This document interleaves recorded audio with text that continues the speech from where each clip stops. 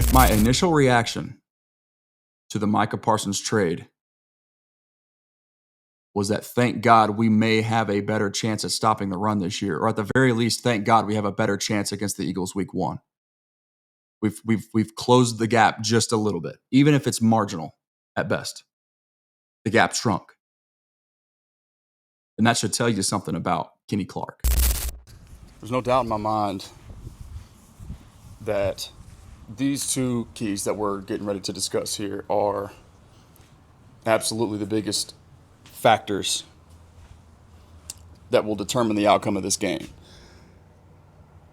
And of course, it just while we're unpacking both of these things, I'd appreciate it if you guys would also consider my perspective on Dak Prescott not having any game-like reps since October of last year. That to me is frustrating and annoying, and something that I wish I didn't put so much stock into. Like it's really difficult to overstate how important that is for him to be in a rhythm and feel good, all these things. Obviously, there's few teams, if any, that he knows more. Probably no team that he knows more than the Philadelphia Eagles, just because they are a division opponent, but them more so than the other two remaining divisional opponents, because of, that's been the toughest test. That's been the best team. That's been the number one objective is taking down those Philadelphia Eagles, and now the defending Super Bowl champions. So just keep in mind that the understated, but obviously, in my opinion, very obvious key number 3 that isn't one of the two keys in this particular project here is Dak's rust from 10 months ago. Really 11, I guess, technically. Joe Burrow gets preseason reps. Patrick Mahomes gets preseason reps. Josh Allen gets preseason reps. Lamar Jackson, I think. I actually don't know if Lamar got any preseason reps this year, but it doesn't matter. The reality is that at the very least, circumstantially, there are always what do you call it? Outliers, right? So how quickly can he get settled? And here's the other factor to consider too before we break it down. I'm getting ready to walk into the studio here and we'll unpack it. Dak usually has anywhere between 3 to 5 days to really sit down after his previous opponent and figure out how to attack the Philadelphia Eagles. Is that overlooked and understated, but in my opinion, obvious key number 3 that we just discussed here regarding Dak's rust level? Is that offset by the fact that he is one of the more cerebral quarterbacks at the position in the entire National Football League, and his ability to diagnose what's happening before the ball is snapped?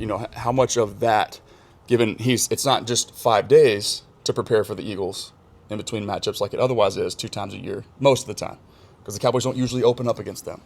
It's been more or less 5 months to put a game plan together, to really break down and evaluate what Vic Fangio is going to try to do, what he's going to deploy to attack them, which we're getting ready to discuss. Okay, so are those two things, can they offset one another? And then the other two, as we walk into the studio now, that will determine the outcome of this game. All right, let's do it. It should also be mentioned, along with the thought process or processes on where I'm at with Dak and his rust and the reps preseason leading into a matchup of this magnitude, is I understand that some of y'all are probably going to say, I'm downloading that initial segment here, and I went back and listened to it, and it occurred to me that I should have obviously prefaced that with, yes, he did participate in the Rams joint practices, right? So, but the reason why that's different and why I don't include that into my game-like reps reference is because that is simulated. He's got a red jersey on in those practices. He's not allowed to be touched. It's a controlled environment. crowd not in the arena, so the energy is different regardless of how prepared you are, of how much experience that you have in your particular craft at your particular position, regardless of what the expectations are for you and for your team heading into any season or any particular game. When you're in a stadium, when you know that it's the regular season and when there is real hostile environments that come into play, your body processes that arena that you're placing yourself in very, very differently. So the sports psychology is different. That's why I'm so concerned about it, because much like we just witnessed with Arch Manning, and you'll see if my most recent Texas Longhorns project on this channel, you can go watch just the first 5-10 minutes or so. And it's me explaining what happened and what's wrong with Arch Manning. There's a sports below the surface psychological element in play here that must be taken into account. Okay? And so I'm factoring that in. And I want you guys to do the same. And I think that we all should be doing that. So now, key number one. It's going to be, and it has nothing to do with Dak Prescott, believe it or not. As much as I just prefaced and placed that, that's how strongly you should understand. That's how strongly I feel about this. That's why I've talked about it all off season long, and that's why I said that at the moment Micah Parsons was traded, and realized who the Cowboys got in exchange for him, I said that the Cowboys. This was last Thursday, correct? So we're a week out. Micah still hadn't had a contract yet. So that means that he's not participating in 100% of the snaps in this game, no matter what, because you got to callous your body to the everyday wear and tear of the National Football League, right? So my thought process was, all right, Kenny Clark, not only does he fill a void that the Cowboys have neglected for far too long, it's been the most gaping hole, arguably, of any positional room in the entire National Football League. He significantly addresses and is the best run stopper of that bunch, but he's also 100% ready to play. He's calloused. He's participated all offseason. He's participated in training camp. He's participated in the preseason. Micah Parsons has not. So the Cowboys were better off just for this particular matchup alone with Kenny Clark than they otherwise would have been with Micah Parsons, because to otherwise fully deploy Micah's skill set and for him to really and truly matter, the Cowboys must first stop the run. Okay? It's a very simple football point of view. It's like football 101, right? Or at least it should be. But for a lot of people, they don't necessarily think about it in this particular way. But you know who does? You know who will? The Philadelphia Eagles. Okay, so key number one.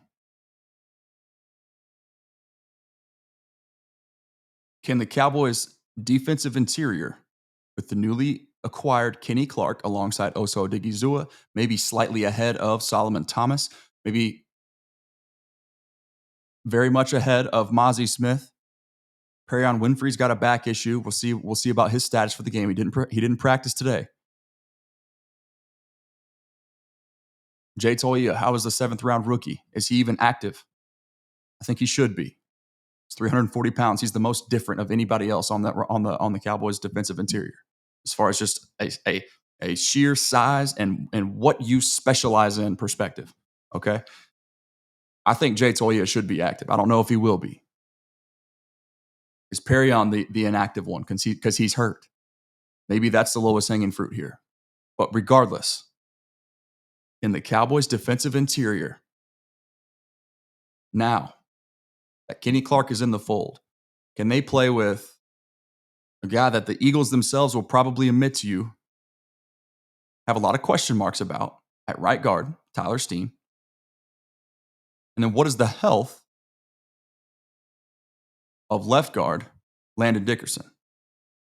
Now, I will say this, one of the fastest ways for any new right guard to get acclimated, you place him next to Lane Johnson. And that's a solid way to feel really good.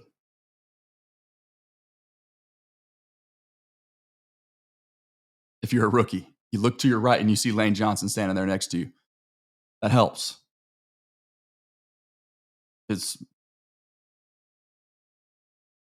pretty much undoubtedly and widely regarded as the number one offensive line unit in the league last year, as evidenced by Saquon Barkley's 2,000 yards rushing. A lot of that is him creating and providing extra on top of that, but that doesn't happen if they're not solid and stable first up front, which they were. Landon Dickerson's health, though, if there's 2/5 of the offensive line equation that is questionable, and the Cowboys get a much needed boost in Kenny Clark, that levels the playing field to me.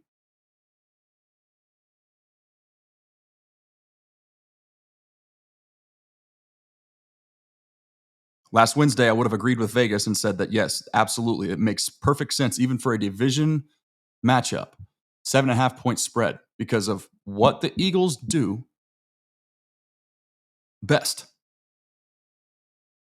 Not just for them, but for the entire league, who they are to their core offensively. Ground game, right? Versus where we know that the Cowboys have been and will continue to be exploited and attacked. So long as they still continue not to prove it, teams are no longer going to allow the Cowboys to pass rush their way to victory. The blueprint is out, ladies and gentlemen. If you didn't know that already, welcome to 2025.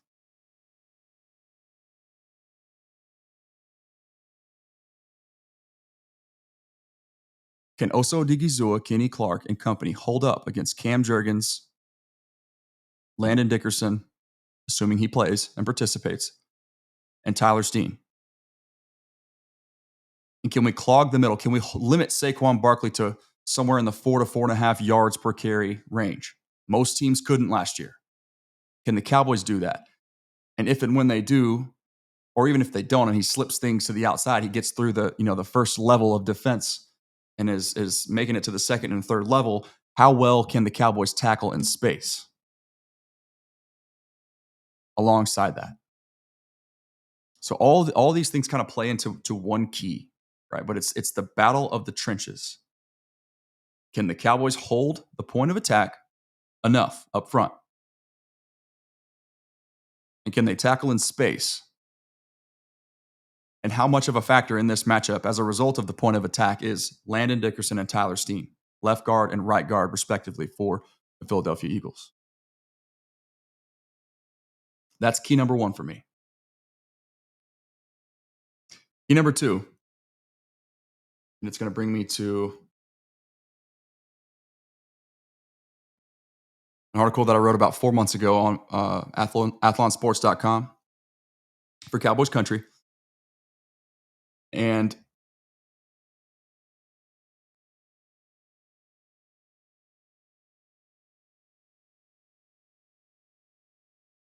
one second here, I'm getting it pulled up. Go ahead and give y'all a little something to rock to while we get it pulled up.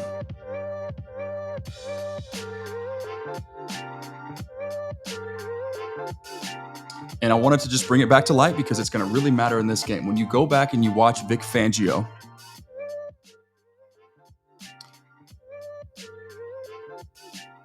against, I obviously haven't had time to watch every game that they played last year, but I scanned their playoff run just to kind of get a bird's eye view of the All-22 and how they attacked opposing offenses, especially the one against the Chiefs in the Super Bowl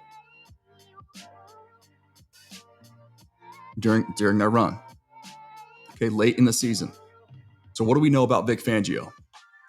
In its simplest form, right? Sports below the surface in its simplest form. The simplest way to understand this matchup here. Big disguise coverage guy, as most DCs are in the modern era of football. Especially against the cerebral quarterbacks, we're not going to give you any pre-snap tells, or we're going to do the best that we can to disguise everything. But the Eagles have a lot of new moving parts on that side of the ball this year too. So what is their level of polish this year relative to last as far as that pre-snap disguise goes? That kind of plays into this. Okay, but key number two here is how quickly and effectively can Dak shake off that rust and get into a connection, challenge the boundary, the perimeter, the vertical element of the Cowboys offense to the boundary, which is where George Pickens thrives, and we're going to explain that in just a second on why it's such a perfect matchup. and why it's such a key. Can they do that early and often enough to help unclog the middle of the field for CeeDee Lamb?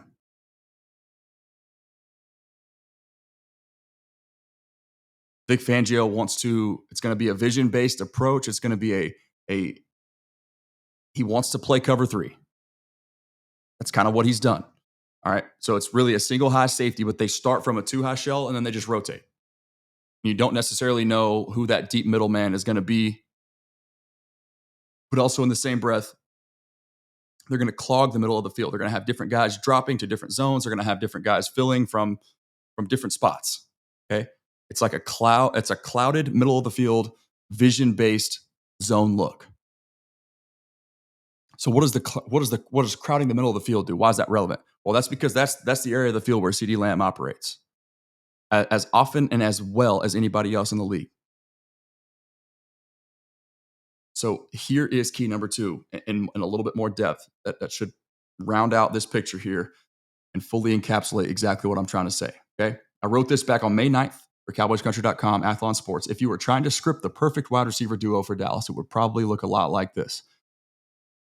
Ray GQ brought this to light as far as their heat maps are concerned. Okay, so when I mentioned a second ago, Pickens to the perimeter, PP, just keep that in mind. Let me pull this up so y'all can see what I'm seeing. Boom, no, boom, boom, right there. Okay, hopefully you can see this. The one on the left, 2 heat maps. The left is Pickens, PP, perimeter Pickens, and the right is CD, middle of the field. Okay, massive discrepancy in what they do well relative to the other. But what's so beautiful about this is, as prolific as the Cowboys offense has been, even despite being a one-dimensional affair for most of the last half decade, right? The Cowboys have been prolific throwing the football and putting points on the board, but not necessarily running it. So a one-dimensional approach, and Dak and CD have still been as dominant as they have been, to the tune of CeeDee Lamb going for 1,800 yards and Dak being second in the MVP voting. Now you add a completely different dimension to this, right? The guys that were operating the perimeter in that Super Bowl or that MVP caliber year, that season for Dak, alongside CeeDee, was Brandon Cooks and Jalen Tolbert. So now you talk about adding a guy like Pickens to this equation here. What he brings to the table, to the perimeter. If you've got to cloud the middle of the field for Vic Fangio to slow down CeeDee Lamb, well, now Dak being number 1 in the league in attempts and number 2 in yards over the last 2 years on go balls, 15 plus yards or more. And then George Pickens also, in the same token, being the number 1 most targeted guy on go balls and also the number 2 most passing yards over the last 2 years. We're talking about a perfect marriage. So when Vic tries to either mug the line of scrimmage or roll coverages post-snap to confuse Dak or cloud the middle of the field in zone coverage to take away CeeDee Lamb, the Cowboys now have another real alpha level threat, much like the Eagles do. They've got 3, if you want to be honest, as far as non-quarterback weapons go. But this presents a big problem. Okay, so let's unpack just a little bit more.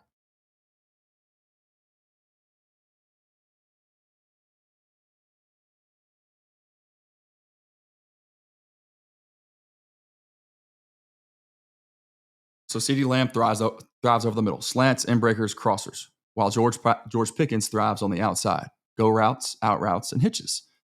According to True Media, Pickens' top 3 most run routes were outs at 88, hitches at 53, and goes at 52, with a massive 352 of his 900 total yards coming on go routes alone. So one route concept accounted for 1/3 of his total production. While CeeDee's top 3 were hitches, outs, and crossers. So CD, you got hitches, outs, and crossers. And Pickens, you got outs, hitches, and goes. Hitches, outs, and goes. Okay? Both receivers share high volume hitches and outs, which almost every receiver does, but here's the real kicker. Pickens' most successful route is the go. And remember, Dak is number one in that department in attempts and number two in yards over the last 2 full seasons that he's played. So it's just a perfect complement to each other, right?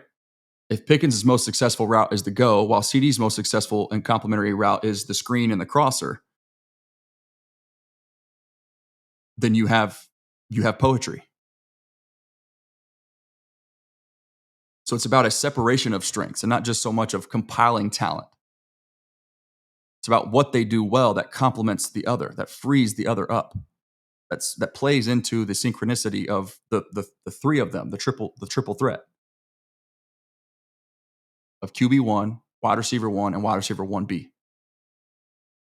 Over the last 3 seasons, Dak's top 3 most attempted routes are what? Hitches, outs, and goes. Or in other words, George Pickens.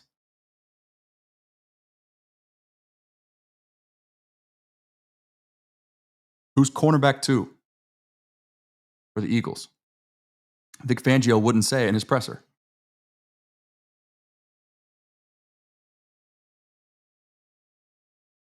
Most people probably have a decent idea.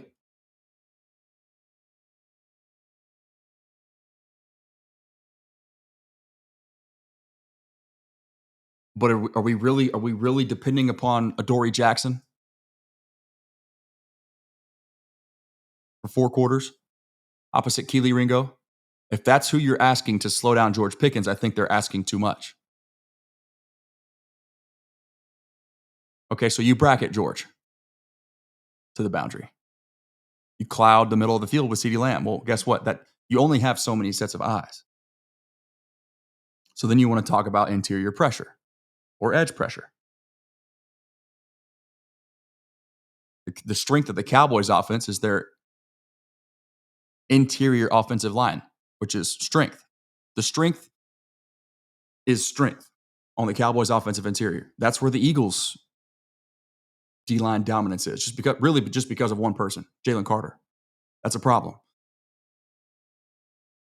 But can Dak and George counter what we expect that Vic Fangio is likely to do, similar to what he did against the Chiefs? Rotate into a single high, really, that turns into cover 3, cloud the middle of the field, and try to get as many eyes on Dak and CeeDee Lamb as possible. And create pressure as a result of those post-snap rolls. How accurate can Dak be in his most successful route with a player who's been the most successful at running and catching that route over the same span in George Pickens? Can they connect? Can they threaten? Can they force an adjustment from Vic Fangio in the game plan that was coming into this game? And of course, let's just sum it all up and say that all of that and the quantity that we're going to have to see from that all depends on key number 1. How successful are the Cowboys at maintaining the point of attack and slowing down the Eagles rushing the ground game?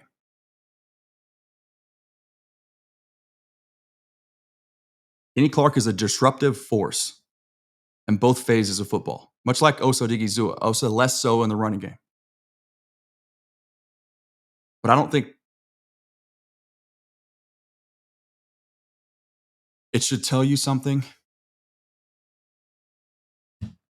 Guys, Linda, listen, Linda, listen. Okay, what?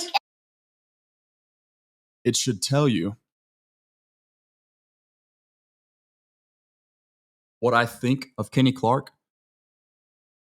if my immediate reaction, and you saw that posted on YouTube as well, minutes after it happened, as fast as I could get it recorded and uploaded, which actually took about 2 hours, took forever, but because I was doing it from a really dead area at dinner with my family. You guys will see that. But if my initial reaction to the Micah Parsons trade was that thank God we may have a better chance at stopping the run this year, or at the very least, thank God we have a better chance against the Eagles week 1, We've closed the gap just a little bit, even if it's marginal at best. The gap shrunk. And that should tell you something about Kenny Clark.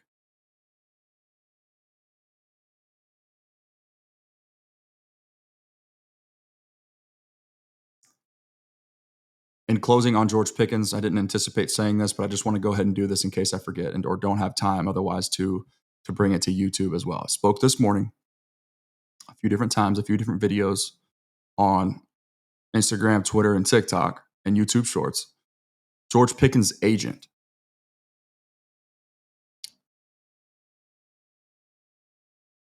Let me know if you guys agree with the keys, by the way.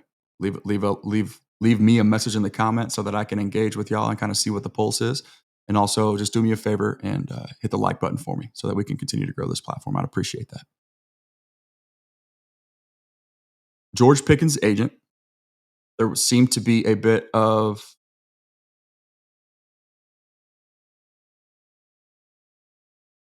I guess a misconception or some confusion as to who it truly was. Conflicting reports, right? One site that I discussed showed that it was Trayvon Smith of Athletes First.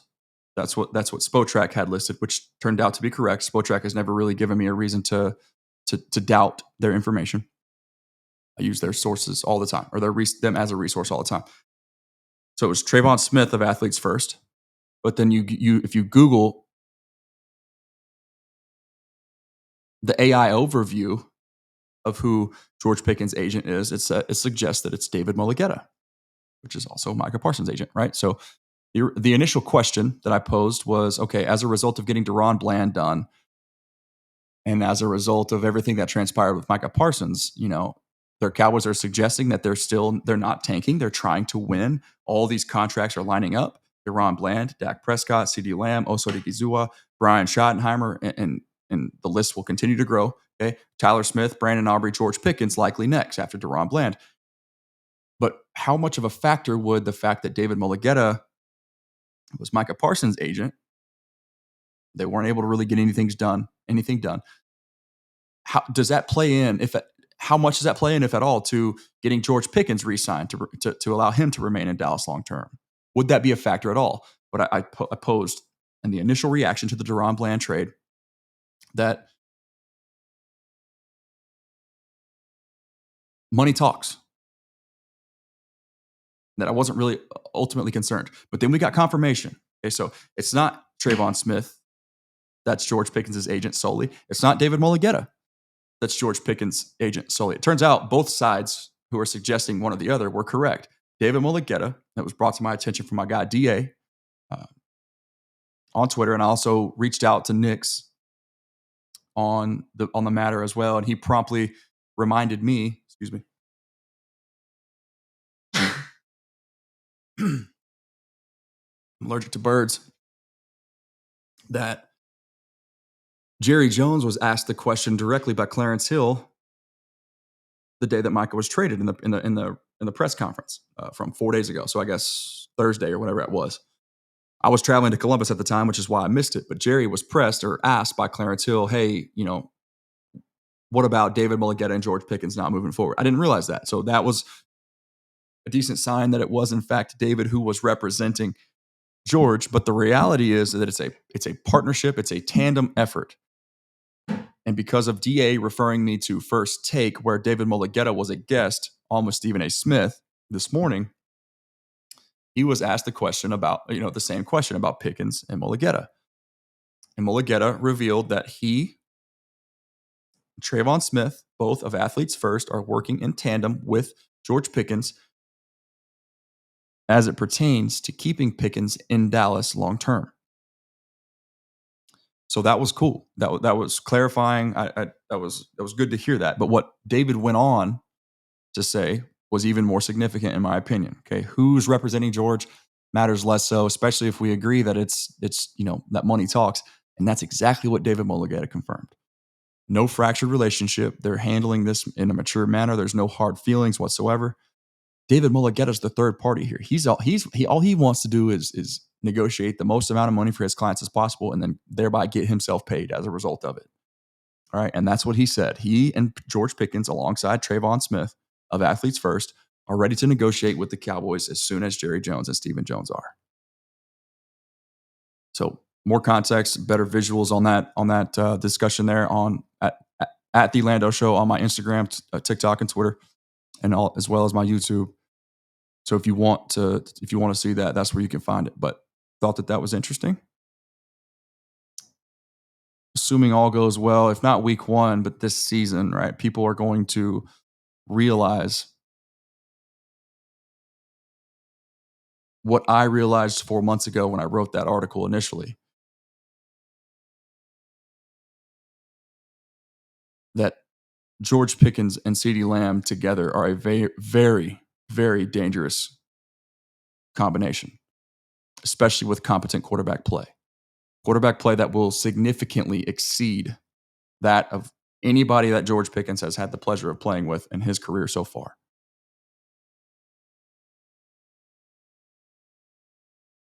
Key number 1, can the Cowboys control the point of attack on defense? It's the biggest question. That's been their biggest problem in their recent past, and that's also the Eagles' biggest strength. Simplify the projection, okay? The preview. It doesn't have to be more complicated than that. You don't have to understand coverages. You don't have to understand scheme on either side of the ball. You don't have to know personnel. All you got to do is watch the point of attack, the interior 3 for the Eagles offensive line versus the interior 2 or the front 7 for the Cowboys, controlling the middle. That's key number 1. Watch Saquon's yards per carry total. Watch the Eagles' time of possession.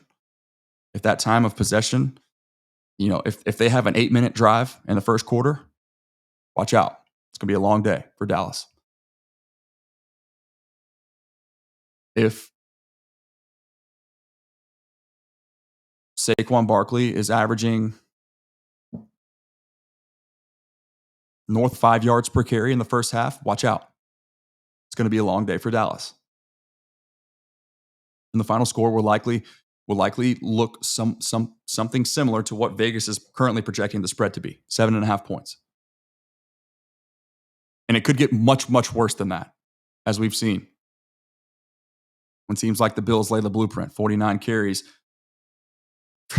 for almost 300 yards on the ground before they decided to throttle down halfway through the third quarter. They could have ran for 500 at 8 a clip if they really wanted to. Josh Allen completed 7 passes in that game. I refer to this all the time. And if you're one of the regulars here, you hear me say it often. And I apologize for that if it sounds redundant. But I'm just trying to convey the message. My truth. The biggest factor for this matchup, but the Cowboys season in general.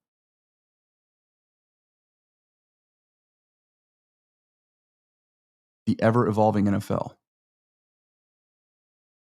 A league that is now, the foundation of that evolution is swinging back in favor of physicality. The Eagles do it as well as anybody else, alongside other things. That's fact. That's key number 1. And key number 2 is how quickly can Dak shake off the rust and get the football to George Pickens to the boundary and up the field vertically. To uncloud the middle and get teams, much like it took a little while for most fans and media pundits to respect George Pickens.